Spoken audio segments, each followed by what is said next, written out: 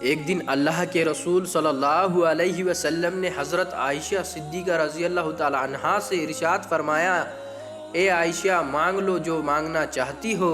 تو حضرت عائشہ صدیقہ رضی اللہ تعالی عنہا نے عرض کیا، یا رسول اللہ، کیا میں اس بات کا مشورہ اپنے والد سے کر سکتی ہوں؟ تو حضور صلی اللہ علیہ وسلم نے فرمایا، ہاں تم اس بات کا مشورہ اپنے والد سے کر سکتی ہو۔ تو حضرت عائشہ صدیقہ رضی اللہ تعالی عنہا نے اپنے والد کے پاس جاتی ہے اور عرض کرنے لگتی ہے، ابا جان، حضور صلی اللہ علیہ وسلم نے مجھ سے ایسا فرمایا ہے، عائشہ مانگ لو جو مانگنا چاہتی ہو۔ تو ابا جان آپ بتاؤ کہ میں حضور صلی اللہ علیہ وسلم سے کیا مانگوں؟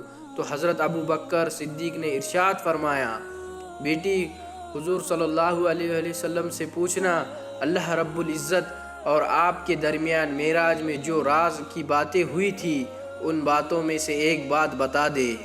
تو حضرت عائشہ صدیقہ رضی اللہ تعالی عنہا حضور صلی اللہ علیہ وسلم کے پاس آتی ہے اور عرض کرنے لگتی ہے کہ حضور، آپ کے درمیان اور اللہ رب العزت کے درمیان معراج میں جو راز کی باتیں ہوئی تھی ان باتوں میں سے ایک بات بتا دے۔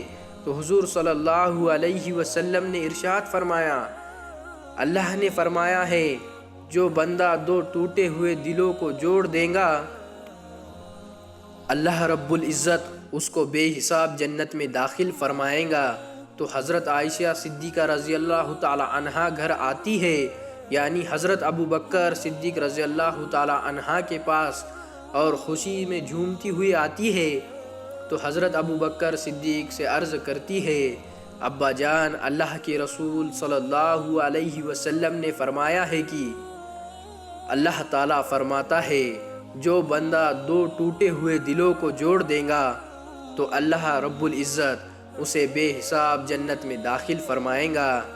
حضرت عائشہ صدیقہ تو مسکرا رہی تھی، لیکن حضرت ابو بکر صدیق رضی اللہ تعالی عنہ رونے لگتے ہیں، آپ کی آنکھوں سے آنسو نکلنے لگتے ہیں۔ تو حضرت عائشہ صدیقہ رضی اللہ تعالی عنہا عرض کرتی ہے، ابا جان آپ کیوں رو رہے ہیں؟